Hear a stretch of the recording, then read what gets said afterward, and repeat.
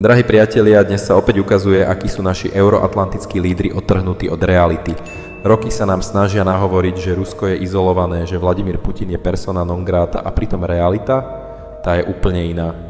Vypočujme si slova Ľuboša Bláhu. Som šokovaný z toho, v akej hermetickej izolácii sa ocitol ruský prezident Vladimír Putin, nikde ho nepríjmu, nikto s ním nechce rokovať. Samozrejme žartujem. Pred pár týždňami ho vítali na červenom koberci v USA, kde mal vážne rokovania s americkým prezidentom.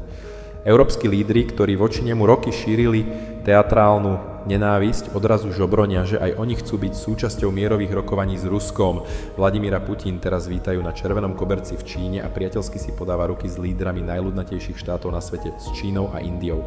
Vo formáte BRICS rokuje spolkov sveta, v Európskej únii má korektné vzťahy so Slovenskom a Maďarskom.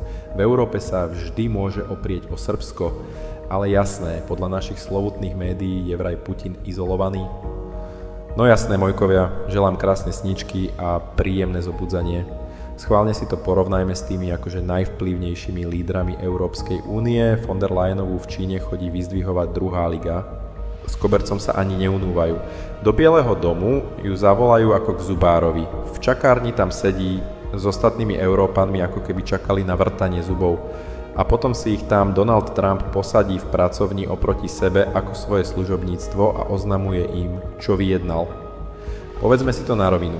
Tak veľmi sa Európska únia snažila izolovať Rusko, až sa sama vmanévrovala do totálnej izolácie.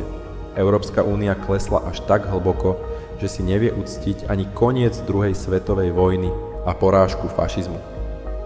Z historickej perspektívy je to obzvlášť nepekný pohľad, keďže drvivá väčšina členských štátov Európskej únie bola v čase invázie do Zväzu sovietskych socialistických republik súčasťou nemeckého impéria. Počas druhej svetovej vojny to boli práve Rusi a Číňania, ktorí si vytrpeli najviac. V boji proti fašizmu umierali v desiatkách miliónov aj za nás. Som hrdý na to, že premiér Slovenskej republiky Robert Fico odlieta do Pekingu, aby Rusku aj Číne vyjadril našu úctu. Tak to má byť. Xi Jinping a Vladimír Putin sú dnes najvýznamnejší štátnici na svete a predstavitelia Európskej únie pôsobia popri nich ako taký uvrieskaný plankton. BRICS je budúcnosť svetovej ekonomiky a jediná šanca k rovnováhe a mieru vo svete. Toho sa držme.